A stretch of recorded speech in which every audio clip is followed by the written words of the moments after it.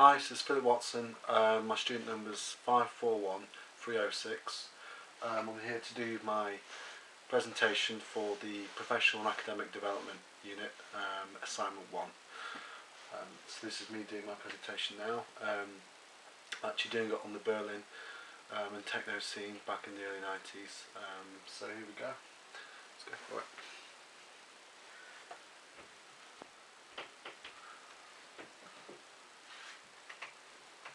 Berlin Techno, a brief history. Part 1, I want to start part 1, the fall of the Berlin Wall, which is a pretty momentous day for most Germans. When it's happened on the 9th of November 1989, and it was known in Germany as the Mauer Fall. It is now known in Germany as the Mauer Fall. Finally, the Cold War had ended. East and West Germany at long last were reunified after the Cold War for many years. The German Democratic Republic, or the GDR as it's also known, finally ended its rule in East Berlin. And there's a great picture here of Germans protesting in 1989 on the wall itself.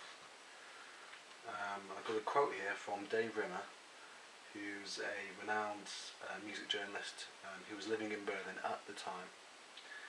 And he says, "The fall of the wall was the end of history. A city that had essentially functioned as a museum for several decades was suddenly plunged in at the deep end of the late 20th century." And there's a great picture here of the remains of the wall in August 1990 here. So you can see east and west, and you can see the stark difference between the two. And there's a quote here from Beth and Cole from a 1995 Mixed magazine article. It's pretty simple. It just says, "As the wall came down, the soundtrack of liberation was techno." And here it is. Part 2, East meets West. Unhappy with years of rule under the GDR, East Germans now had a newfound freedom. The fall of the wall and reunification of East and West provided a tangible new beginning for this population, and it really did. All these Germans and even East Europeans at the time found themselves with a whole new country to explore. Derelict spaces, warehouses, bunkers, department stores and stations were all now unoccupied in East Berlin, and provided a loosely enforced new area to live, work and play for these ambitious Germans. And so it's a funny picture here with two officers just next to the wall in 1990, West Berlin officers. So it's a great one, that one. And I've got a quote from a book called Der Klang der Familie that was written in 2012 in German and then translated into English for English readers, and it's actually entitled Der Klang der Familie, Berlin Techno on the Fall of the Wall. It's a really good book, and I used some excerpts for this in my research. There's a good quote here. It just says, "In East Berlin, the administration collapsed. The former GDR capital became a temporary autonomous zone." So that really gives you a sense of when they were going with this. Really exciting times for these Germans. The scene's most ambitious and entrepreneurial pioneers now had an opportunity to get creative with new derelict spaces. With almost all of the early clubs being in derelict buildings and very liberal rental terms, this was a time to start a club, and it really was. There's a good picture here of East Berlin. You get a sense there, the general of how derelict the buildings were, dilapidated, looked like an old war zone basically. I've got a good quote here from Angus Peterson, who wrote an article about Berlin in 2013, and it's this is what the quote says, which is again a really good quote. "An oversupply of cheap living space was a massive contributor to Berlin developing into a mecca for alternative culture, helped along by the fact that more than a third of the buildings in East Berlin lay unoccupied after reunification." And that's true. That's crazy, really. So here we go into part 3. Detroit to Berlin, the rise of techno. Born out of the avant-garde 70s and the taste for Detroit, Berlin was about to emerge with a new music. a scene and soundtrack which reflected the desolate and brutal landscape of newly discovered East Berlin. Its name? Techno. And here it is. And this is a picture from Detroit, showing an old motor warehouse where they used to put the cars together. And I want to use that as almost symbolism for the music of Detroit coming to Berlin, almost taking a journey. Techno was founded in Detroit in the late 80s by artists such as Derek May and Juan Atkins, and was for some time seen as the future of dance music, putting post-industrialist Detroit on the map. Heavily inspired by 70s and 80s avant-garde German electronic music such as Kraftwerk and Tangerine Dream, these Detroit pioneers saw the funk in minimal beats and were inspired to create something new and fresh. There's a good quote here from Juan Atkins. He was cited by Dave Rimo in 1994. He says, in no uncertain terms, you've got to look at it like techno is technological. It's an attitude to making music that sounds futuristic, something that hasn't been done before. And that's true, and that's what the ethic was behind techno at the time. Meanwhile, in Berlin, listening to these pioneers of the genre back in Motor City, as it's also known, these Germans were inspired, and with their newfound playground of derelict spaces in East Berlin, they sought to build and renovate the new German dream. Dimitri Hegeman is an important figure, being the founder of Trezor, and is the one man who brought techno straight from Detroit to Berlin back in 1990. There's a good quote from Beth and Cole again from the 1995 Mix magazine article. Berlin, Eastern Techno Axis, where hardened Detroit innovation collides with glam club babes in a former department store bunker.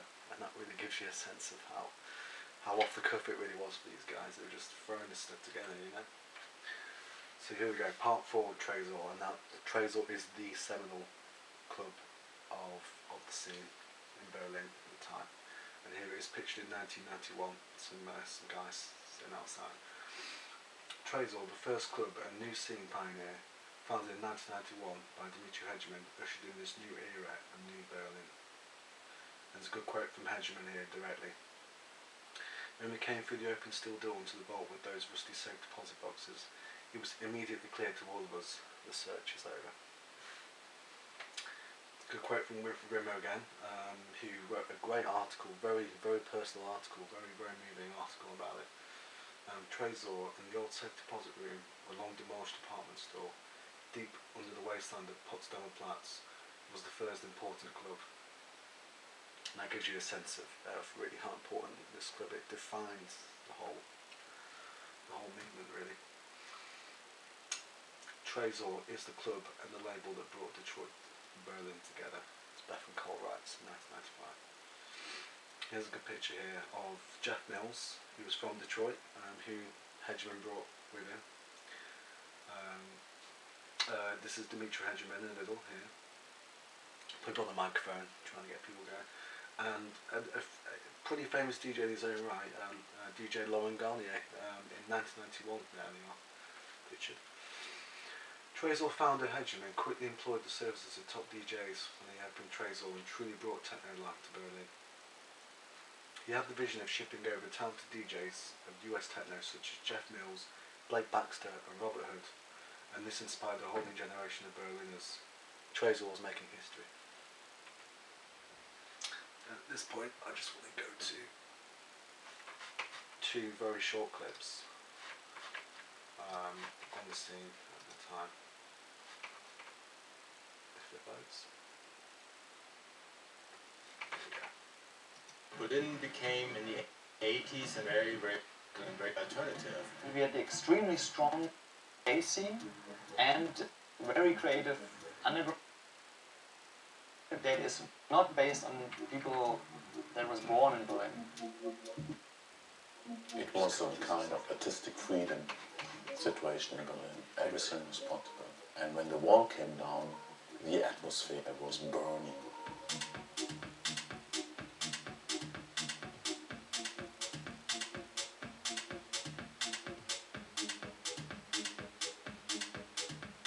The wall falls down, and like a small scene in West Berlin takes over huge empty spaces in East Berlin. So they celebrate the freedom. That's one big historical accident. Nobody could have anticipated anything like that.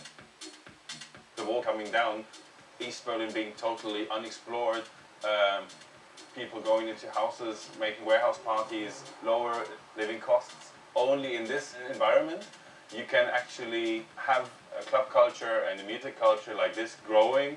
This is basically what made it all possible. In the first 3 years there were no control by authorities, so we could do what we wanted to do.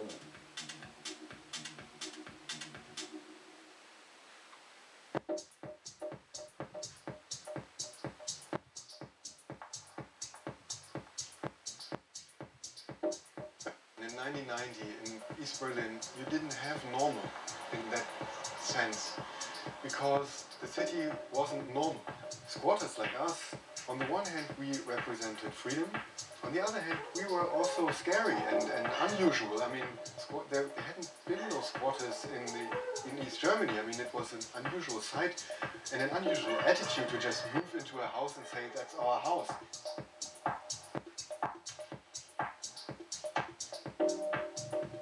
In our squad we could do what we wanted to because the police didn't give a shit or didn't know a shit. Crazy stuff, but that's the way it was in 91. Part of the experience was looking for the spots where the party is. Running through this empty city looking for a party. That's the first clip. I apologise for a bit of the loading there. That was, I didn't anticipate that, I'm honest. Let's cut that down. We'll go back to our presentation. That gives you a taste there of what Berlin was all about at the time. So here we go, part 5, Life for Berliners. This is why I started to reflect on it really a little bit about what it actually meant for these guys living there at the time. Despite all of these new exciting possibilities, life for Berliners involved in the scene at the time were less than glamorous. Berlin, like many European cities at the time in the late 80s and early 90s, was feeling the full effect of post-industrialism and poverty among many of its inhabitants. Class becoming less relevant and less obvious due to the emergence of an influx of a population oppressed for decades by the GDR. Some young Germans here celebrating the fall of the wall in '89, having a good time, looking very cool actually. Many first-hand accounts recall how the living conditions were so substandard that they lacked toilets and had rats in their flats. Squatting was commonplace at the time in East Berlin's bleak landscape for these poor artists. And I got another quote from Remy here. He actually moved to Berlin in 1988 and was really part of the scene at the time. The wall had fallen for precisely the same reasons that techno had developed as the music it was. The world had simply grown too complex for the old divisions to make any sense anymore. That tells you what you need to know, really. Part 5, Life for Berliners, continuing on. Aside from a thriving alternative and arts culture built upon moral values of freedom and expression, the symptoms of living in poor housing, including depression, anxiety and low self-esteem, were all present. Hedonism and escapism being the only release from the pressures of modern Berlin, which was constantly changing for these guys. And there's a good picture here of an all-day event in 91, and you can kind of see the general condition of the areas these guys were partying in and living in, and it was pretty bleak really generally. But aside from this, the positive impact was that social conventions were being broken, and the alternative culture, which engendered acceptance for all, was booming in this new Berlin. It didn't matter who you were or where you were from, as long as you loved the music and were there for the music. I got a quote from Angus Peterson, 2013 again. He wrote Techno in Berlin, Life in the Bunker. The special creative energy that powered this city in the 90s remains to this day, drawing people in from all over the world, and it does, and it still does now. It's happening. Party's still going on in Berlin at the moment. Part 6, Berlin today. And I've got a really good quote here which kind of sums up the way I was thinking and reflecting on it at the time. From David Sylvian, he was cited by Rimmer in '94 in his article.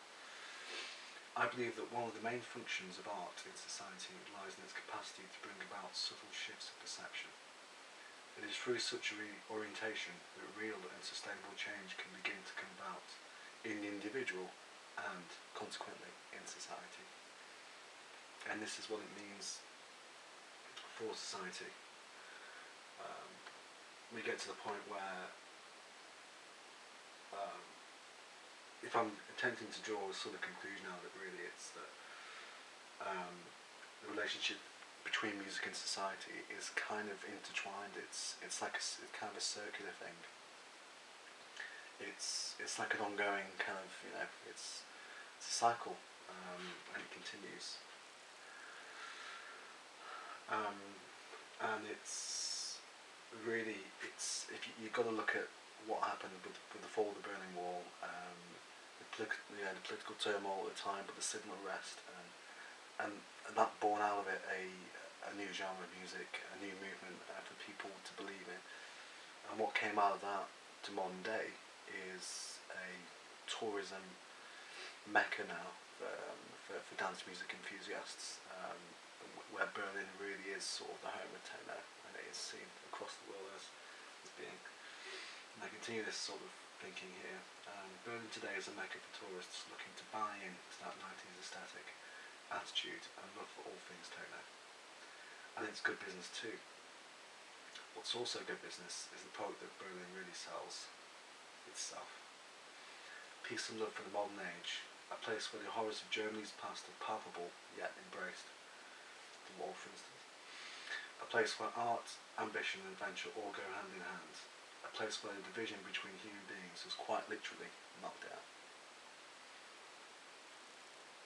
So in conclusion, does society influence music, or does music influence society? I've already kind of answered that a little bit, but through my research I've come to realise that society and music are correlative or correlated. Society influences music, which in turn can influence society again. They are locked in a cycle. I would however argue that society's actions, mainly political, are usually the genesis for musical ideas and movements. And many artists who have been influenced solely by music have in turn been influenced by society themselves without even knowing it, really. And in the case of Berlin, it is undeniable that the trauma of its political and economic past has been the catalyst for so much good art and music to come out of it. For instance, Bowie in the 70s, you know, from both World Wars to the Cold War and the Berlin Wall to EU single currency to modern day tourism and industry, it's all having an effect on each other. It's all been influencing each other for the whole time. There's a good picture there of the wall, just freedom straight on it, which is good, like that. Through my research of first-hand accounts and comprehensive oral histories, it is clear to me that in this particular case, the fall of the Berlin Wall was a uniquely influential factor in determining the future of Berlin and the divide between East and West Germany at the time. Through civil unrest came a positive result for all Germans. The unifying of East and West meant unifying for everyone else. Meant gay and straight, black and white, and everyone else, and acceptance for all. I'm finishing on a good quote here from Dave Romo again. As techno won't let me forget, we ain't never going to survive unless we get a little crazy. I like that part at the end. It gave me some connotations for really what it means for these people. It's the passion involved in them, you know. Thank you for listening, and that's that. Cheers.